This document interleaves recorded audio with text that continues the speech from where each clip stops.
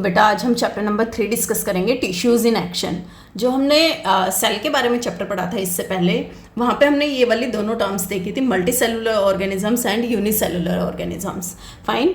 Unicellular organisms जो मतलब एक ही सेल के बने होते हैं, for example amoeba.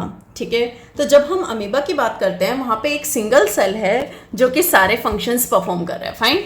For example amoeba के पास में कोई फूड पार्टिकल आता है तो ये जो इसकी मेम्ब्रेन है यही इसे अंदर लेने में, फिर उसका अंदर डाइजेशन करने में और उस सब में हेल्प करती है। अमीबा को मूव करना है तो ये सूडोपोडिया फॉल्स फिट होता है, वो बना के आगे मूव करेगा। गैसियस एक्सचेंज है जो, फाइन, वो भी डिफ्यूज़न के थ्रू, इस सेल के थ्रू होगी। तो ये एक सिंगल सेल है वहाँ पे जो कि सारे फंक्शंस कर रहा है। जबकि हम देखेंगे कि मल्टी सेलुलर ऑर्गेनिजम्स जो होते हैं हमारे पास, उसमें कुछ डिफरेंट बॉडी ऑर्गेनाइजेशन है। Here similar cells group together to perform a particular function, this group of cells is called a tissue. यहाँ पे बेटा क्या हो रहा है, जो सिमिलर सेल्स हैं जिनका स्ट्रक्चर सेम है वो क्या करेंगे, एक ग्रुप बना लेते हैं। उस ग्रुप को हम, ग्रुप ऑफ सिमिलर सेल्स को हम क्या बोल रहे हैं, टिश्यू। इसे हम टिश्यू बोल रहे हैं। अब ये जो एक टिश्यू है वो क्या करेगा, एक स्पेसिफिक फंक्शन करेगा बॉडी के अंदर। फाइन। ऐसे ही दूसरा एक हमारे पास ग्रुप होगा वो अलग फंक्शन करेगा, तीसरा एक ग्रुप होगा सेल्स का वो अलग फंक्शन करेगा। तो आगे बढ़ने से पहले हम समझ लेते हैं मल्टी सेलुलर ऑर्गेनिजम्स में हमें बॉडी ऑर्गेनाइजेशन कैसे मिलती है। सिमिलर सेल्स होते हैं वो क्या बना लेते हैं, एक ग्रुप करके एक टिश्यू बना लेते हैं। फाइन। टिश्यूज़ जो एकदम सिमिलर होते हैं, similar structure with similar function, वो ग्रुप करके एक ऑर्गन बना लेते हैं। डिफरेंट ऑर्गन सिस्टम बना लेते हैं और सारे ऑर्गन सिस्टम मिलके पूरा एक ऑर्गेनिज्म बनता है। फाइन। इस चीज़ को भी समझने के लिए हम देखेंगे, तो हम जब डाइजेशन से रिलेटेड बात करते हैं उसके डिफरेंट ऑर्गन्स होते हैं।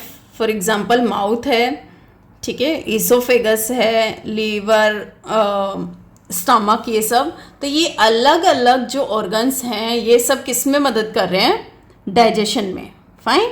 तो ये डाइजेशन में मदद कर रहे हैं, तो ये सारे के सारे ऑर्गन्स, ये वाले सारे ऑर्गन्स मिलके ये एक तरीके से पूरा अरेंज होके क्या बनाते हैं, पूरा एक डाइजेस्टिव सिस्टम। तो यहाँ पे हम देखते हैं अलग अलग ऑर्गन्स हैं वो सब मिलके ऑर्गन सिस्टम बना रहे हैं। ऐसे ही हमारी बॉडी में ओनली डाइजेस्टिव सिस्टम नहीं, अलग अलग सिस्टम्स होते हैं, वो सारे एक साथ कोऑर्डिनेट करके काम करते हैं और वो क्या बनता है, एक ऑर्गेनिज्म। तो हम यहाँ पे देख सकते हैं ये हमें नर्वस सिस्टम नज़र आ रहा है पूरा। फाइन। इसके अलावा यहाँ पे ये हमारा रेस्पिरेटरी सिस्टम है, ये हमने बात करी डाइजेस्टिव सिस्टम की। इधर सर्कुलेटरी सिस्टम है। फाइन। तो ये सारे सिस्टम पूरा एक साथ कोऑर्डिनेट करके काम करेंगे और ये पूरा एक क्या बनाते हैं, ऑर्गेनिज्म। तो नेक्स्ट हम बात करते हैं why are plants and animal tissues are different. तो ये किस चीज़ पे डिपेंड करता है, प्लांट और एनिमल के लाइफस्टाइल्स पे और उनकी ज़रूरतों पे। फॉर एग्जाम्पल हम देखते हैं प्लांट फिक्स रहते हैं, जबकि जो ऑर्गेनिजम्स होते हैं, जो एनिमल्स होते हैं, वो एक जगह से दूसरी जगह क्या करते हैं, मूव करते हैं। तो इसीलिए उनकी क्या हो जाएंगी, ज़रूरतें भी अलग अलग हो जाएंगी। इनका लाइफस्टाइल अलग अलग है तो इनकी ज़रूरत भी क्या हो जाएगी, अलग हो जाएगी, जिस वजह से इनमें हमें टिश्यूज़ की भी क्या पड़ेगी, अलग अलग टिश्यूज़ की ज़रूरत पड़ती है। ये हमने यहाँ पे एक एग्जांपल लिया है, ऐसे ही हमारे पास अलग अलग एग्जांपल्स हैं। फॉर एग्जांपल प्लांट्स अपना खाना खुद से प्रिपेयर करते हैं by the process of photosynthesis. Animals होते हैं वो क्या है, जो ह्यूमंस हैं, अदर ऑर्गेनिजम्स हैं, वो क्या है, प्लांट्स पे डिपेंड करते हैं। तो इस वजह से भी उनमें क्या होंगे, टिश्यूज़ डिफरेंट होंगे। सबसे पहले बात करते हैं प्लांट टिश्यूज़ की। प्लांट टिश्यूज़ में हमारे पास दो मेनली टाइप के टिश्यूज़ हैं, meristematic tissue and permanent tissue. Meristematic tissue, ये वाला नाम सुनते ही हमें दिमाग में आ जाना चाहिए, it's about actively dividing cells. ये चीज़ हमने यहाँ पे मेंशन भी की हुई है, एक्टिवली डिवाइडिंग सेल्स। ये टिश्यू है, इट मीन्स ये किससे बना होगा, सेल से। डिफरेंट सेल्स ग्रुप करके क्या बनाते हैं, टिश्यू बनाते हैं, ये तो भी हमने समझा। तो मेरिस्टेमेटिक टिश्यू में कैसे सेल्स होते हैं, ये वाला वर्ड हमें ध्यान रखना है, एक्टिवली डिवाइडिंग सेल्स, जो बहुत एक्टिवली कंटिन्यूस डिवाइड करते रहते हैं। ये कंटिन्यूस डिवाइड करते हैं जिस वजह से किस में हेल्प करते हैं, ग्रोथ इन प्लांट्स। प्लांट्स में ग्रोथ में हेल्प करते हैं। अब जो ग्रोथ पैटर्न है ये भी 3 तरीके से हो सकता है। ग्रोथ लेंथ वाइज हो सकती है, थिकनेस हो सकती है, उसका प्लांट का अगर हम स्टेम देखते हैं वो भी धीरे धीरे मोटा होता रहता है, तो उस तरीके से भी ग्रोथ हो सकती है और रीग्रोथ भी हो सकती है। फॉर एग्जांपल हम पार्क्स में देखते हैं कि वहाँ पे जो ग्रास होती है, घास होती है, उसे कट कर देते हैं, उसके बाद वो रीग्रो कर जाते हैं, दोबारा से ग्रो हो जाती है। तो ये तीनों टाइप के जो ग्रोथ पैटर्न्स है उनकी बात करने से पहले हम देख लेते हैं कि जो मेरिस्टेमेटिक टिश्यू में सेल्स हैं उनकी क्या कैरेक्टरिस्टिक्स है, क्या उनमें डिफरेंट है। Cells are small and living, ठीक है। Thin cell walls are present. हमें पता है कि प्लांट सेल है तो उसमें सेल वॉल प्रेजेंट होगी, वो क्या होती है, बहुत पतली होती है। Dense cytoplasm is present, large nucleus is present. अब यहाँ पे बात आती है दो चीज़ों की। एक तो हम बात कर रहे हैं जो सेल है उसमें जो न्यूक्लियस है वो काफ़ी बड़ा है, ठीक है। दूसरा वैक्यूल्स एब्सेंट है वहाँ पे। हमें पता है कि प्लांट सेल को अगर हम जनरली बनाते हैं तो वहाँ हम देखते हैं न्यूक्लियस और ये इतना बड़ा वैक्यूल हमें नज़र आता है। तो यहाँ पे वैक्यूल जो इतना बड़ा साइज का जनरली होता है वो क्या है, टोटली एब्सेंट होता है इधर। अब ये चीज़ किस लिए है, न्यूक्लियस हमें पता है कि सेल के जो सारे फंक्शंस है वो कौन कंट्रोल करते हैं, न्यूक्लियस। फाइन, तो सेल को जल्दी जल्दी से 1 से 2 और 2 से 4 इस तरीके से आगे डिवाइड करने में कौन मदद करेगी, अगर न्यूक्लियस का साइज क्या होता है, ये बड़ा होता है तो ये इस चीज़ में हेल्प करता है, ठीक है। और लास्ट हमें पता होना चाहिए जो सेल्स होते हैं वो टाइटली पैक होते हैं विदाउट इंटरसेलुलर स्पेसेस। फाइन, तो हम जल्दी से एक बार ये देख लेते हैं कि जो 3 टाइप के ग्रोथ पैटर्न्स हैं वो कौन से टाइप के टिश्यू की वजह से है। तो जो मेरिस्टेमेटिक टिश्यू है वो अगेन 3 टाइप का होता है, apical meristem, lateral meristem and intercalary meristem. Apical meristem की जब हम बात करते हैं वो कहाँ प्रेजेंट होता है, रूट्स और शूट्स की टिप पर। तो ये चीज़ हम यहाँ पे देख लेते हैं। प्लांट के स्टेम की टिप पर, ये मैंने अलग कलर से शो करने की कोशिश की है, जो ये वायलेट कलर से नज़र आ रहा है। और रूट की टिप पर ये क्या है, एपिकल मेरिस्टेम। एपेक्स का मतलब ही क्या होता है, टिप। तो स्टेम की टिप पर भी और रूट की टिप पर भी, दोनों पे हमें क्या मिल रहा है, एपिकल मेरिस्टेम। तो ये यहाँ पे जब डिवाइड करेगा तो प्लांट को लेंथ वाइज ऊपर, जो स्टेम है उसे ऊपर ग्रो करने में मदद करेगा। और जब हम रूट को देखेंगे तो रूट को ये नीचे की साइड, हमें पता है रूट्स भी धीरे धीरे, ये हम देख रहे हैं कि क्या, और ये ग्रो कर रही है नीचे, तो ये रूट को नीचे की ओर ग्रो करने में मदद करेगा, ठीक है। तो हमें ये समझ आया, एपिकल मेरिस्टेम प्लांट के जो स्टेम होता है उसकी टिप पर और रूट की टिप पर मिलता है, जो कि प्लांट की लेंथ को इंक्रीज करने में, चाहे वो रूट की लेंथ है चाहे स्टेम की, तो लेंथ वाइज जो ग्रोथ करने में मदद करेगा वो कौन सा मेरिस्टेम है, एपिकल मेरिस्टेम। फाइन। और इधर ये नोट्स में भी मैंने यहाँ पे जो डायग्राम बनाया है उसमें हमें क्लियरली नज़र आ रहा है shoot apical meristem and root apical meristem. तो नेक्स्ट हम बात करते हैं लेटरल मेरिस्टेम की। लेटरल का मीनिंग इस साइड होता है। तो जो अगर ये प्लांट है तो प्लांट के साइड में हमें, इधर साइड में क्या देखने को मिलेगा, लेटरल मेरिस्टेम। फाइन। अब ये लोकेशन तो मैंने यहाँ पे लिख दी है, present along the sides of the stem. अगर ये स्टेम है तो इसकी साइड में हमें लेटरल मेरिस्टेम मिलेगा। अब इसका फंक्शन क्या है, इंक्रीजेस गर्थ और थिकनेस ऑफ द स्टेम। हमें पता है स्टेम ये जो इतनी पतली होती है वो धीरे धीरे मोटी होती जाती है कुछ इस तरीके से, तो उसमें कौन मदद कर रहा है, lateral meristem. Fine. It forms annual growth rings in tree trunks. Annual rings help scientist to estimate the age of the tree.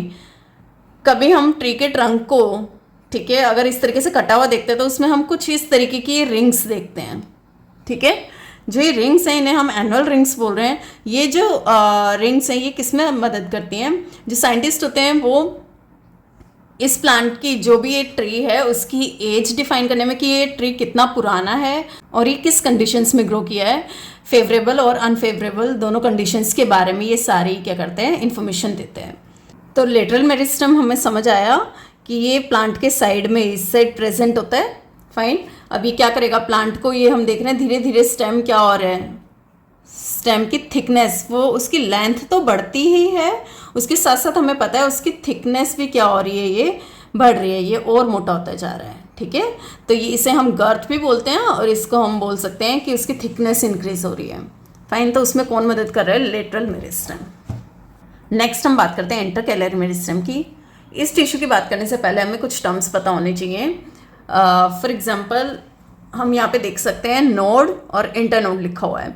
तो प्लांट जो होता है उसके जहाँ से न्यू ब्रांचेस निकलती है, न्यू लीफ निकलती है, उस रीजन को हम क्या बोलते हैं, नोड। फाइन। और एक ही नोड हो गई, यहाँ से भी ब्रांच निकल रही है, इस रीजन को भी हम क्या बोलेंगे, नोड। और दो नोड्स के बीच में जो ये डिस्टेंस है इसे हम बोलते हैं इंटरनोड। ठीक, ये भी क्या है, दो नोड्स के बीच में डिस्टेंस है, इसे ये भी क्या हो जाएगा, इंटरनोड। तो इंटरकैलरी मेरिस्टेम जो है उसकी अगर हम लोकेशन देखें, it is present at nodes और बेस ऑफ इंटरनोड्स। इसका मतलब क्या हुआ, जो अभी हमने डायग्राम देखा था, या तो वो नोड्स के इधर यहाँ प्रेजेंट है या फिर वो इंटरनोड के बेस पे। तो दोनों का मतलब यही है कि वो इधर, इस साइड इधर प्रेजेंट होता है। फाइन। और ये किस में मदद करता है, इसका फंक्शन हम देखेंगे आगे। ये प्लांट को हेल्प करता है रीग्रो करने में। Plants grow again after cutting और ग्रेजिंग। अगर कोई एनिमल है जो कि घास पूरे खा लेते हैं, ग्रास खा लेते हैं, तो वहाँ पे हम देखते हैं दोबारा से ग्रास ग्रो होने लगती है। ठीक है, तो यहाँ पे मैंने एग्जांपल भी लिख दिया है, ग्रास रीग्रोज आफ्टर ट्रिमिंग, या फिर उसको हम ट्रिम कर देते हैं तो उसके बाद भी ग्रास दोबारा ग्रो होने लगती है। This is because of intercalary meristem. तो इन तीनों के बारे में हम जल्दी से एक बार फिर से रिवाइज कर लेते हैं। जो एपिकल मेरिस्टेम है वो हमें प्लांट की जो रूट और शूट होते हैं उसकी टिप्स पे मिलेगा। ठीक है, और ये किस में मदद करता है, उसकी लेंथ को ग्रो करने में, लेंथ वाइज उसे ग्रो करने में। लेटरल मेरिस्टेम है वो साइड में प्रेजेंट होता है स्टेम के, और वो उसकी गर्थ या फिर थिकनेस बढ़ाने में मदद करेगा, उसको मोटा करने में मदद करेगा। इंटरकैलरी मेरिस्टेम हम देखेंगे वो नोड्स पे या फिर इंटरनोड्स के बेस पे प्रेजेंट है, प्लांट को रीग्रो करने में मदद करता है। तो अभी हमने बात की है मेरिस्टेमेटिक टिश्यू की। अब क्या होता है, मेरिस्टेमेटिक टिश्यू, एक जो सेल है मेरिस्टेमेटिक टिश्यू है तो वो सेल से बना होगा। तो जो उसके सेल्स हैं वो एक सेल डिवाइड होता है तो इससे दो सेल बनते हैं, दो सेल या डिवाइड होंगे तो उससे चार सेल बनेंगे। इस तरीके से डिवीजन चलती रहती है। इसमें से कुछ सेल्स ऐसे होते हैं बेटा जो आगे डिवाइड होते रहते हैं, और कुछ सेल्स एक टाइम के बाद अपने जो डिवाइड करने की पावर है, they lose this power of division and they become permanent tissue. ये चीज देखो मैंने यहाँ पे लिखी है, some of the meristematic cells lose the power of division and become specialised to perform specific function. वो क्या करते हैं, आगे डिवाइड नहीं होते हैं और उनको एक स्पेशल मतलब एक स्पेसिफिक फंक्शन मिल जाता है प्लांट में, वो वही फंक्शन आगे क्या करेंगे, कंटिन्यू करेंगे। ठीक है, अब उस टिश्यू को हम बोल देते हैं permanent tissue. Fine. And this process is known as differentiation. तो हमें यहाँ पे क्या पता चल गया, जो मेरिस्टेमेटिक टिश्यू से परमानेंट टिश्यू बन रहा है वो कौन से प्रोसेस से बन रहा है, डिफरेंशिएशन। ठीक है, आगे हम परमानेंट टिश्यू की बात करें। Tissues are formed after differentiation, जो कि अभी हमने डिस्कस किया। Here cells usually do not divide. ठीक है, मेरिस्टेमेटिक टिश्यू में हमने देखा था एक्टिवली डिवाइडिंग सेल्स थे, लेकिन यहाँ पे क्या है, सेल्स आगे डिवाइड नहीं करते हैं। परमानेंट टिश्यू को भी हम देखेंगे, ये अगेन दो टाइप के टिश्यूज होते हैं परमानेंट भी, simple permanent tissue and complex permanent tissue. यहाँ पे हम ध्यान देंगे, देखो टिश्यू है, टिश्यू किससे बना होगा, सेल से।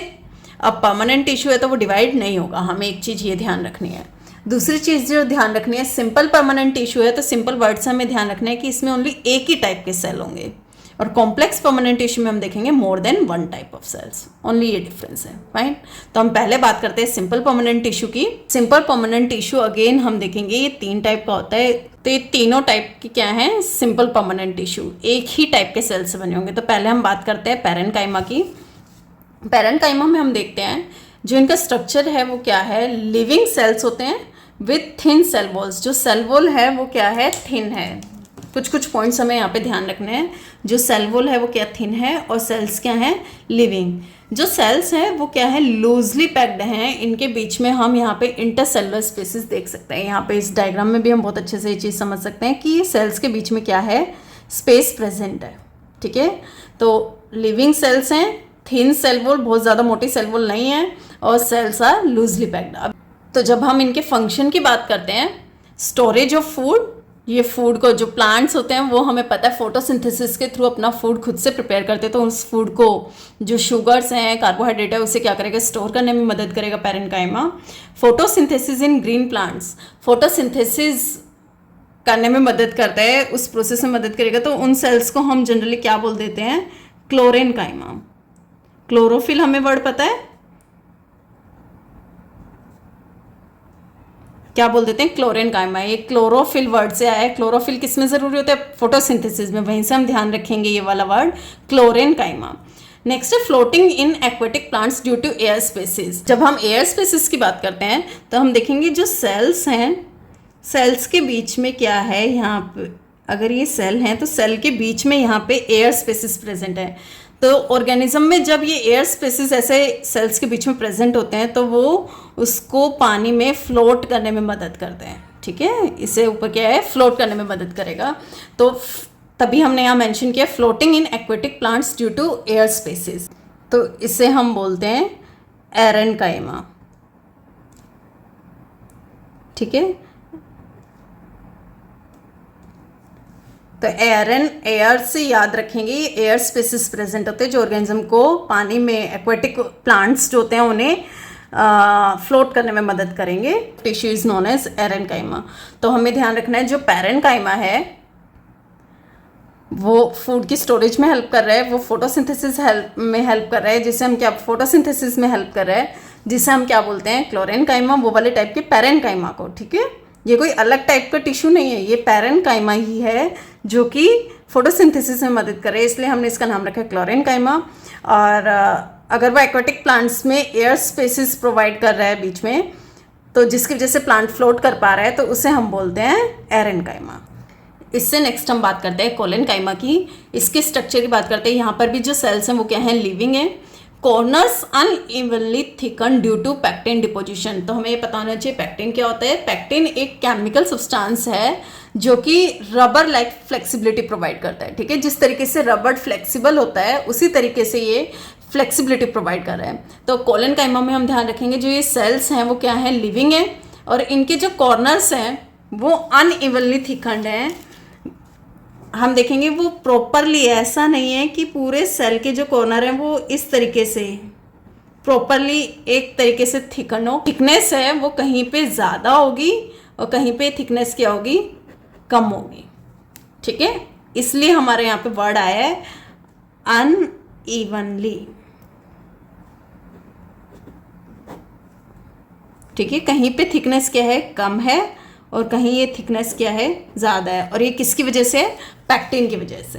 तो इसके फंक्शंस की जब हम बात करते हैं, it provides flexibility and support. ये प्लांट में फ्लेक्सिबिलिटी प्रोवाइड करता है। दूसरा, it helps the plant to bend without breaking, मतलब उसे हम बेंड कर पाते हैं। फॉर एग्जांपल यहाँ पे ये प्लांट है, इसका लीफ स्टॉक, मैंने यहाँ पे लिखा है लीफ स्टॉक, तो हम लीफ स्टॉक को इस तरीके से यहाँ पे बेंड कर सकते हैं, ठीक है, विदाउट ब्रेकिंग, मतलब बिना टूटे। तो ये फ्लेक्सिबिलिटी जो है इसमें, this is because of collenchyma. Next हम बात करते हैं स्क्लेरेनकाइमा की। स्क्लेरेनकाइमा में ध्यान रखने वाली बात है, यहाँ पे जो सेल्स हैं वो डेड सेल्स हैं, वो मतलब मैच्योरिटी के बाद वो क्या हो जाते हैं, डेड हो जाते हैं। With thick cell walls due to lignin. अब यहाँ पे एक अलग केमिकल सब्सटेंस आ रहा है, lignin, which acts as cementing material. हमने देखा था पैक्टिन जो है वो फ्लेक्सिबिलिटी प्रोवाइड कर रहा है, ये जो लिग्निन है वो एक तरीके सीमेंट की तरह एकदम जो स्ट्रेंथ प्रोवाइड करता है प्लांट को, ठीक है। हमें पता है प्लांट्स, इतने बड़े बड़े प्लांट्स होते हैं वो एकदम सीधे खड़े रहते हैं, तो उनमें जो ये स्ट्रेंथ प्रोवाइड करता है, ये कौन सा टिश्यू होता है, स्क्लेरेनकाइमा, ठीक है। तो स्क्लेरेनकाइमा में भी क्या है, स्पेशल लिग्निन, जो उनकी सेल वॉल्स होती हैं उसमें क्या होता है, लिग्निन होता है, जो कि एक सीमेंटिंग मटेरियल, सीमेंट की तरह काम करता है, ठीक है। इसका फंक्शन क्या है, it provides hardness and strength. अगर हमने देखा है कि जो कोकोनट हस्क होता है, जो नारियल का छिलका होता है, वो एकदम हार्ड होता है, this is because of sclerenchyma tissue. Walnut shell, हम अखरोट के बाहर का वो देखते हैं छिलका होता है, कितना टाइट होता है, सीड कोट होता है, हमें पता है। जैसे चना वगैरह, उनका जो बाहर का कोट होता है, बाहर का कवरिंग होती है, वो क्या होती है, एकदम हार्ड होती है। All these are because of sclerenchyma, ठीक है। हम इन तीनों टाइप के जो सिंपल परमानेंट टिश्यू है उसमें डिफरेंस देख लेते हैं। यहाँ पे जो सेल वॉल है वो क्या है, थिन है। कोलेनकाइमा में हमने देखा कि अनइवनली थिकन्ड, वो कॉर्नर्स पे क्या होती है, मोटी होती है, और वैसे पतली, ठीक है। तो अनइवनली थिकन्ड होती है वो। स्क्लेरेनकाइमा में जो सेल वॉल होती है वो थिक होती है ड्यू टू लिग्निन। पैरेनकाइमा में इंटरसेलुलर स्पेसिस प्रेजेंट होते हैं। कोलेनकाइमा में इंटरसेलुलर स्पेसिस बहुत कम होते हैं। स्क्लेरेनकाइमा में नो इंटरसेलुलर स्पेसिस। लिग्निन के कारण वो सेल वॉल इतनी थिक होती है कि उनके बीच में इंटरसेलुलर स्पेसिस नहीं मिलते हैं। पैरेन्काइमा में सेल्स क्या होते हैं, लिविंग। कोलेनकाइमा भी हमने देखा लिविंग होते हैं, जबकि स्क्लेरेनकाइमा में हम देखेंगे सेल्स आफ्टर मेच्योरिटी क्या हो जाते हैं, dead cells are found. Fine. तो बेटा जब हम बात करें सिंपल परमानेंट टिश्यू की, तो यहाँ पे हमारे पास दो टाइप के टिश्यूज होते हैं। एक हम बोल सकते हैं सपोर्टिव, दूसरा प्रोटेक्टिव। ठीक है, तो अभी तक जो हमने तीन पढ़े थे, पैरेन्काइमा, कोलेनकाइमा और स्क्लेरेनकाइमा, ये तीनों के तीनों केस में थे सपोर्टिव टिश्यू। ठीक है, नेक्स्ट जब हम बात करेंगे एपिडर्मिस की, दैट इज प्रोटेक्टिव टिश्यू। तो हमने देखा जो सिंपल परमानेंट टिश्यू हैं वो सपोर्टिव हो सकते हैं या प्रोटेक्टिव। सपोर्टिव में ये तीनों आ जाएंगे और प्रोटेक्टिव की अभी हम जब नेक्स्ट बात करने वाले हैं एपिडर्मिस। फाइन। तो यहाँ पे हम देख रहे हैं प्रोटेक्टिव टिश्यू इज एपिडर्मिस। ये भी क्या है, सिंपल परमानेंट टिश्यू का फोर्थ टाइप हम पढ़ रहे हैं। ठीक है, तो epidermis forms the outer most protective layer of the plant body. जो प्लांट बॉडी होती है उसकी सबसे बाहर वाली लेयर, फाइन, वो किसकी बनी होती है, एपिडर्मिस की। इसका स्ट्रक्चर क्या है, मतलब सेल्स किस तरीके से अरेंज होते हैं, single layer of tightly packed cells. जो सेल्स होते हैं वो एकदम टाइटली पैक्ड होते हैं, उनके बीच में इंटरसेलुलर स्पेसेस नहीं होता। Covered by a waxy layer called cuticle. ये चीज़ हमें ध्यान रखनी है, मोम होता है वैसे हमें लेयर मिलती है जिसे हम बोलते हैं क्यूटिकल, जो कि वाटर रेजिस्टेंट होती है। इसके फंक्शंस की बात करें, protects plants from mechanical injury. जिस तरीके से हम बोलते हैं हमारे को चोट लगती है, इस तरीके उन छोटी मोटी उन खरोच उन सब से बचाता है प्लांट को। वाटर लॉस मतलब एक्सेस में बहुत ज़्यादा पानी का लॉस नहीं होने देती है ये। हार्मफुल माइक्रो ऑर्गेनिजम्स, जो माइक्रो ऑर्गेनिजम्स हैं वो इस लेयर के कारण अंदर वो उसको प्लांट को हार्म नहीं कर पाते हैं। क्यूटिकल इज थिकर, ये कुछ पॉइंट्स हैं जो हमें अलग से क्यूटिकल के बारे में ध्यान रखने हैं। Cuticle is thicker in desert plants to reduce water loss. जो डेजर्ट वाले प्लांट होते हैं, हमें पता है डेजर्ट एरिया में पहले ही पानी की कमी है, तो वहाँ पे हम ज़्यादा पानी लॉस मतलब वाटर का लॉस नहीं होने दे सकते। तो वहाँ पे जो क्यूटिकल होती है वो और भी ज़्यादा क्या होती है, मोटी होती है। In many plants hair like projections arise from epidermal cells. हम देखेंगे कि फॉर एग्जाम्पल रूट्स में छोटे छोटे रूट हेयर्स निकले होते हैं। ठीक है, तो ये एपिडर्मिस, सबसे बाहर वाली जो लेयर है वो एपिडर्मिस है। एपिडर्मिस में ये हेयर लाइक स्ट्रक्चर निकलते हैं जिन्हें हम रूट्स में क्या बोलते हैं, root hair. This helps in increase surface area for absorption of water and minerals. अब क्या होगा, ये सरफेस एरिया, फॉर एग्जांपल ये एक तो रूट इतना ऐसे सिंपल होती तो इतना ही एरिया होता। अब क्या है, ये इस तरीके से इतने ही एरिया में हम अगर इसे हम इस पोर्शन को अगर हम खोल दें तो ये और भी लंबा हो जाएगा, ये इतना, ये तो ये क्या करता है, एक तरीके से सरफेस एरिया को बढ़ाता है। Helps in increase surface area for absorption of water and minerals. Roots में हमें पता है वाटर और मिनरल्स का एब्जॉर्प्शन होता है, तो उसके लिए सरफेस एरिया इंक्रीज हो रहा है। Next, in leaves epidermis contains pores called stomata. ठीक है, जो लीव्स का एपिडर्मिस होता है उसमें छोटे छोटे से छेद होते हैं, पोर्स होते हैं, जिन्हें हम क्या बोलते हैं, स्टोमेटा। और स्टोमेटा का फंक्शन हमें पता है, it helps in exchange of gases, oxygen और कार्बन डाइऑक्साइड इन गैसेस का एक्सचेंज करना। दूसरा है ट्रांसपिरेशन। ट्रांसपिरेशन में हमें पता है ट्रांसपिरेशन का मतलब क्या होता है, वाटर वेपर्स के फॉर्म में। तो अगर ये लीफ है तो इसमें हम देखते हैं छोटे छोटे पोर्स होते हैं जिनसे क्या होगा, वाटर इवेपोरेट होगा, जिसे हम बोलते हैं ट्रांसपिरेशन। ठीक है, तो यहाँ पे हमने देखो क्या लिखा है, ट्रांसपिरेशन। इसका मतलब इंपॉर्टेंस क्या है प्लांट में, it helps in upward movement of water through transpiration pull, helps to remove extra water. ये चीज़ भी हमें समझनी है यहाँ पे अच्छे से। क्या होता है, अगर यहाँ से वाटर इवेपोरेट हो रहा है, बहुत ही सिंपल लैंग्वेज में अगर हम समझें तो यहाँ से वाटर इवेपोरेट हो रहा है, कहीं ना कहीं ये वाला स्पेस खाली हो जाता है,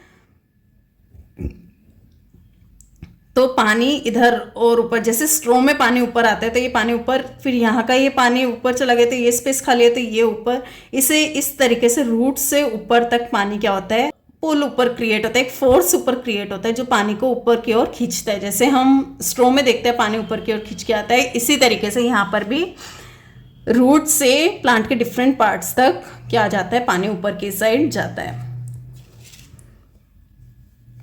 तो इसकी वजह से क्या हो पाता है, जो एक्स्ट्रा पानी है जो प्लांट में वो रिमूव हो पाता है by the process of transpiration.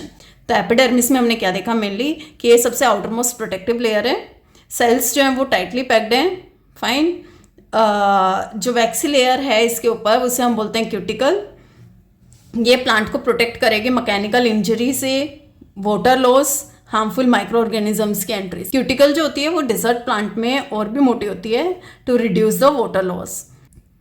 Plants में हेयर लाइक प्रोजेक्शंस भी, बिल्कुल पतले पतले हेयर जैसे प्रोजेक्शन भी निकल जाती हैं एपिडर्मस सेल से, जैसे कि रूट्स में रूट हेयर्स, जो कि क्या करेंगी, सरफेस एरिया इंक्रीज करती हैं for the absorption of water and minerals. Leaves में जो एपिडर्मिस होती है उसमें छोटे छोटे पोर्स हमें मिलते हैं जिन्हें हम क्या बोलते हैं, स्टोमेटा, जो हेल्प करेंगे गैसेस के एक्सचेंज में और ट्रांसपिरेशन में। और ट्रांसपिरेशन का मेनली काम क्या है, एक ये ट्रांसपिरेशन पुल ऊपर की तरफ एक फोर्स क्रिएट करता है, दूसरा ये एक्स्ट्रा वाटर के रिमूवल में हेल्प करता है।